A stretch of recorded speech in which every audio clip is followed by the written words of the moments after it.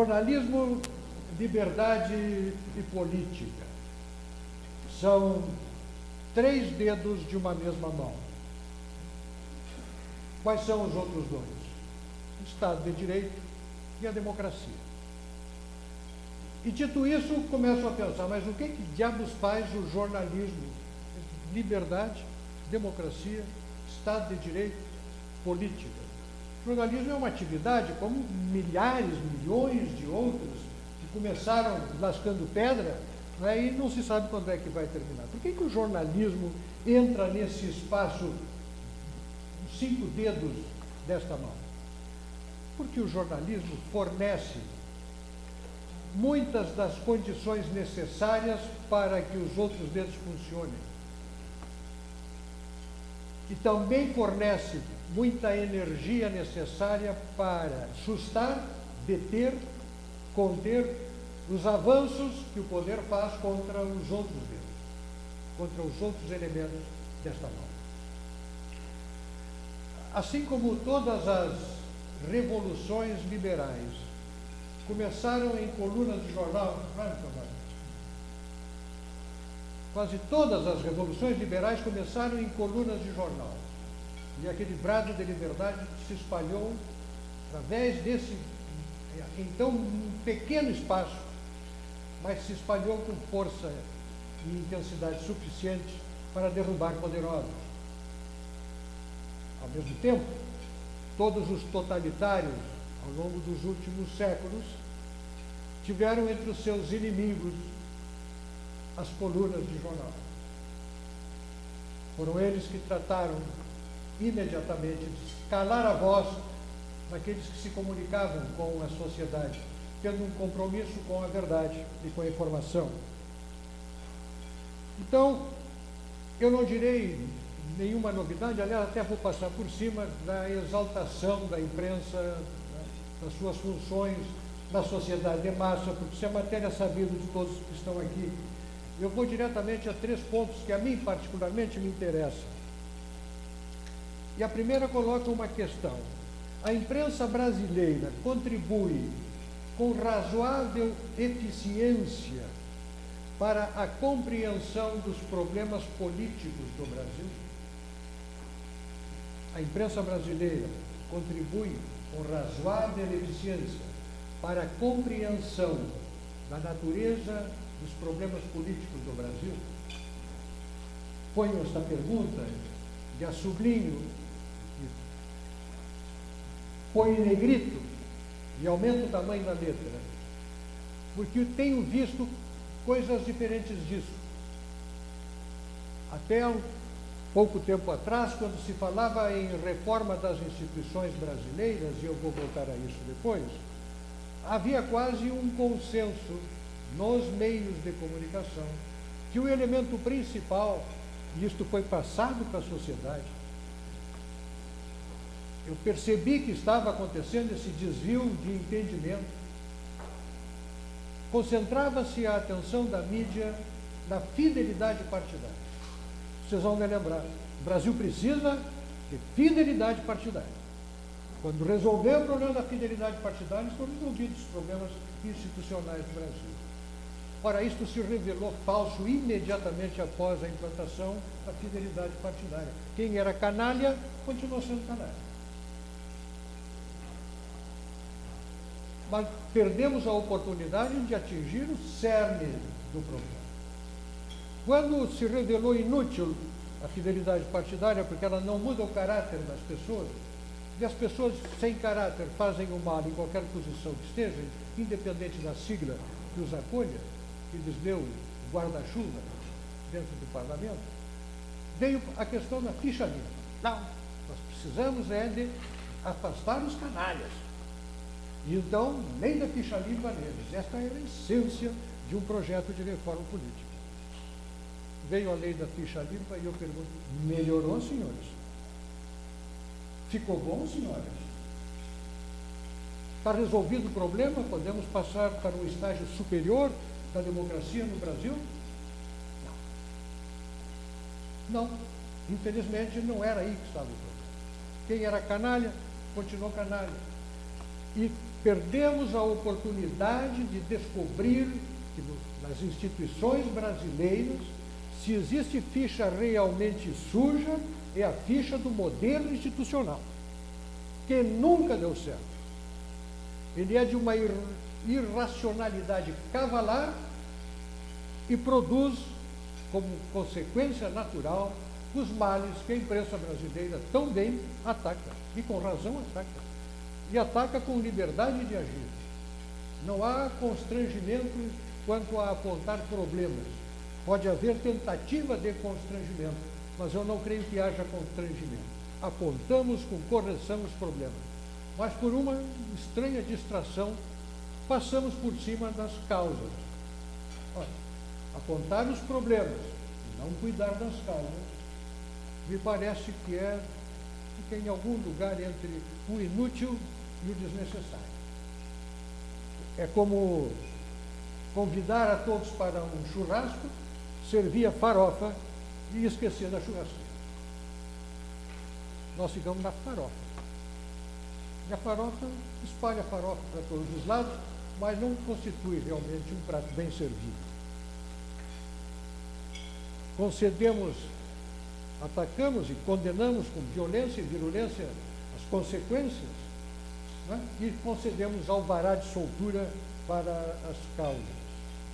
As nossas instituições, por isso, não recebem respeito social e não produzem boa democracia.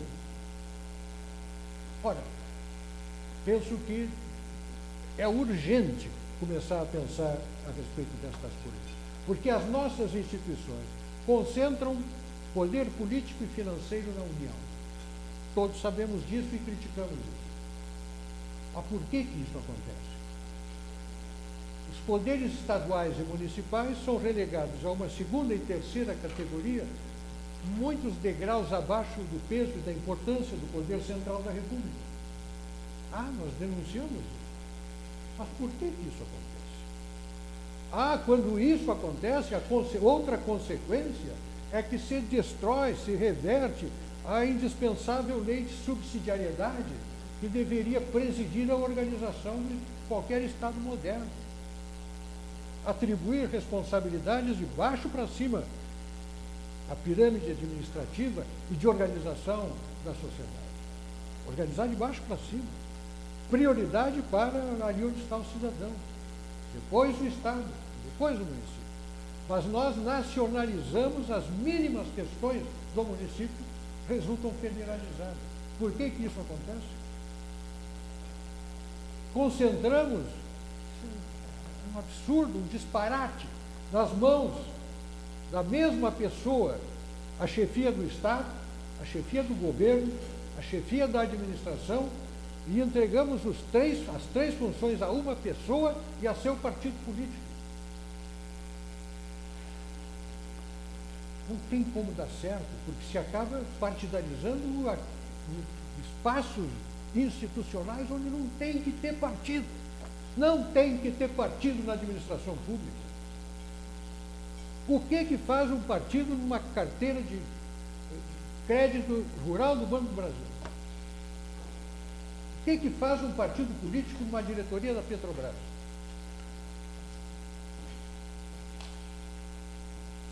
Salta aos olhos que há um problema muito grave.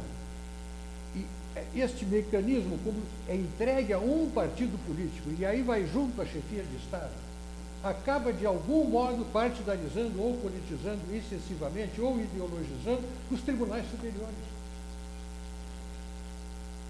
Isto produz tal concentração de poder que conspira fortemente contra a democracia e nós começamos a nos perguntar, mas que democracia é essa? Onde o governo é tão poderoso, tem tanta possibilidade de cortejar e buscar adesão, tem tantos recursos, 23% do PIB nacional à sua disposição, e aí voltamos à questão do caráter. Qual é o safado, qual é o canalha que quer ficar longe desse poder? é muita grana para que o sujeito não seja tentado a correr para lá. Isso aí tem que ser mexido. Não adianta ficar chorando o leite depois de derramar, tem que perguntar por que ninguém tirou a leiteira do fogo. Tem que tirar a leiteira do fogo. E aí surge a questão central: quem é que vai mudar isso? Por causa de tantos males no Brasil, em todo o nosso período republicano, em todas as suas situações de conflito institucional, e eu ouso apontar para um logo ali, no quadro atual que se desenhou para a política brasileira. Eu não retiro do horizonte das possibilidades uma crise institucional logo ali. Então, vamos esperar que aconteça e depois vamos insistir nos mesmos erros. Isso espanta a irracionalidade. Quem vai mudar isso? E aí eu fico pensando, quem muda? Bom, os interessados, que são aqueles que têm o mandato e não têm nenhuma vontade de mudar aquilo que os beneficia, cabe a eles fazer a mudança, não o farão. Bom, os interessados no processo que está aí, não o farão. Os interessados em mudar somos provavelmente nós, a sociedade, os comunicadores. Não temos força para mudar. Olha, o cidadão não tem como mudar. Ele compreende o problema, mas ele não tem força para mudar isso. Na minha avaliação, isto só pode mudar quando a mídia brasileira compreender que numa sociedade de massa está entre as suas funções esclarecer a sociedade brasileira, não apenas sobre a política e os políticos, mas sobre o que por detrás deles, no plano das instituições, determina o comportamento, e determina mesmo o comportamento dos agentes políticos.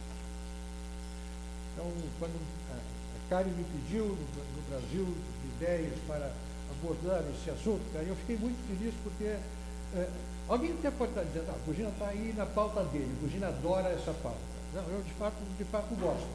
Mas eu gosto muito mais da pauta ideológica. Eu até me separo da parte ideológica com desprazer. Mas essa pauta, ela é realmente significativa para mim e acho que é também para nós.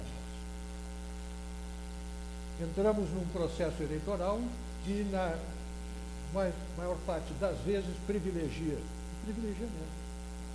Vamos ser honestos, o mais demagogo, o mais mentiroso, o mais sem escrúpulos. Ou estou errado? Quem disser a verdade nesse país não tem reduzidas as suas possibilidades de vitória? Nós temos um processo político que transita muito bem na mentira e cria uma confusão danada perante a verdade. E isso é tão verdade que a campanha eleitoral começa, estamos nela agora, e o que se faz no Brasil? Não se pode mais falar nos nomes dos agentes políticos, nem positivamente, nem negativamente. Então, uma maravilha. Eu não sei se há outro país no mundo que faça uma coisa dessa. Quem faz essa lei, obviamente, é quem tem mandato. Quem tem mandato tem 4 anos de campanha e impõe a quem não tem mandato 90 dias. É isso? Quem quer buscar o mandato de quem tem mandato fica reduzido a 90 dias de campanha, antes dos quais não pode sequer dizer que é candidato. Tem que manter a sua decisão e a sua intenção fechar na chave dentro de uma gaveta. Mas isso é da democracia. E tem mais. A imprensa, que tem liberdade no Brasil, há ensaios contra essa liberdade, mas tem liberdade, ela é constrangida a se afastar da realidade e falar de qualquer outra coisa. Quando, numa organização política racional, o debate político deveria estar centrado em cima do que está acontecendo. Não, essa pauta não. O que mais se fala, e é o que está presente nos meios de comunicação e nas propagandas eleitorais, né, é um paraíso que vem aí. Né? Aquele país onde os oferecem e a gente diz que quer morar. Está saindo um novo loteamento Brasil e nós vamos nos mudar para aquelas maravilhas que estão desenhadas, né, por computação gráfica, né, para seduzir os eleitores com os seus encantos, as suas praias e as suas piscinas. Então, eu acho que estas coisas, estou falando então, numa plateia dominantemente formada por jornalistas, da minha convicção de que se aqueles que estão escudados e obtiveram seus mandatos por este processo não têm interesse em mudar, se o cidadão brasileiro não tem força para fazê-lo, somente aqueles que têm na mão esse outro poder, que se junta aos quatro para viabilizá-los, somente isso, fazendo a mobilização e dando cobertura para a necessidade de uma reforma institucional, que não precisa de plebiscito, que não precisa de constituinte exclusiva. Antônio Augusto Nael dos Santos escreveu recentemente um artigo mostrando o quanto é idiota a ideia de fazer uma constituinte exclusiva para tratar do problema político. É absolutamente incompatível com o fato de que isso pode ser feito na maior parte dos dispositivos que precisam ser mudados através de mera medida legislativa. Precisamos disso para que o Brasil melhore, senão nós vamos continuar a cada 4 anos convivendo com sobressaltos como esses que estamos vivendo agora, que joga-se todo o futuro do país numa decisão que vai ser tomada num determinado dia e para tudo.